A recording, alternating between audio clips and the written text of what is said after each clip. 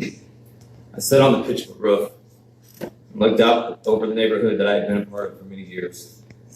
And for the first time in a long time, it felt empty. I reflected on a time of loneliness, a time before the roof that I sat upon had been built, or the several across the street, a time before the floor below me had been built, or the fire pit behind me, a time before Mike. I met Mike at a strange time in my life. I had just returned from basic training, and him and my mom had started seeing each other over that summer while I was away, but we hit it off right away. One of the first things that I liked about Mike was they had managed to put a smile back on my mom's face. Mike was there through my senior year, and when I graduated from infantry school the next summer, he flew out to Georgia with my mom to be there. When I left on my first deployment to Afghanistan, he helped make it a little easier for me to leave, knowing that he would be there to take care of my mom while I was gone. And he was there when I came back. Mike always made himself available if needed. When my father died in 2007, he did something that he didn't have to do. But he did it out of love and helped fill in that void of an absent father, by always guiding me in the right direction.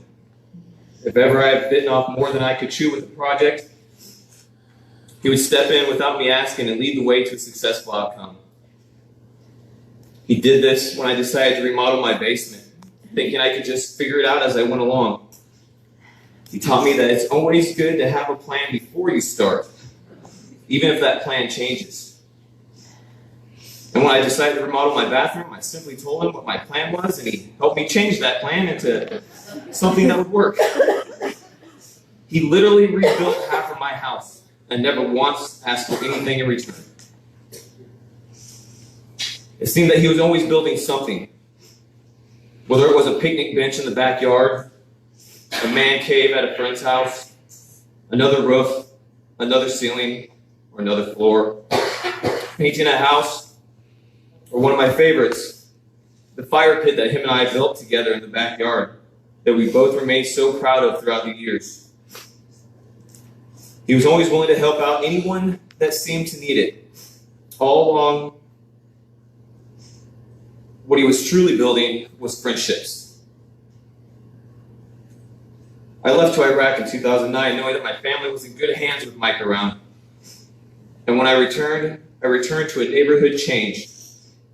A neighborhood that had been brought together with almost nightly hangouts and kickbacks and fire and music. And Mike, always in the limelight, telling his stories just a little bit louder than everyone else. Many years of good times and good friends, much of which I give credit to Mike for bringing together with his friendly demeanor and his welcoming attitude. Mike didn't care who you were. If you were good people, then he wanted you around. As the years went by, me and Mike became more than just friends. We became family. He didn't always agree with my choices or actions, but he never disowned me for any of them. And he was always willing to help guide me in the right direction. Mike was the one that taught me that blood wasn't what made a family, but that love and rapport that made a family. He accepted me as if I was his son. And he accepted my son as if he was his grandson. In the end, Mike is so much more to me than just some fun guy to hang out with. He was a friend to me. He was a role model, a guide to me. He was a teacher to me, a drinking buddy. He was my friend. He was my family. And he was my father. And he will be sorely missed.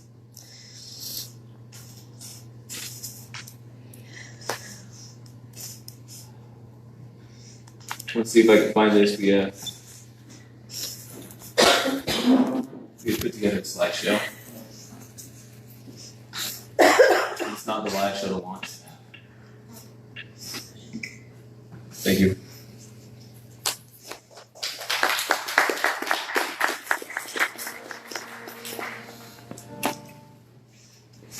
I breathe without you.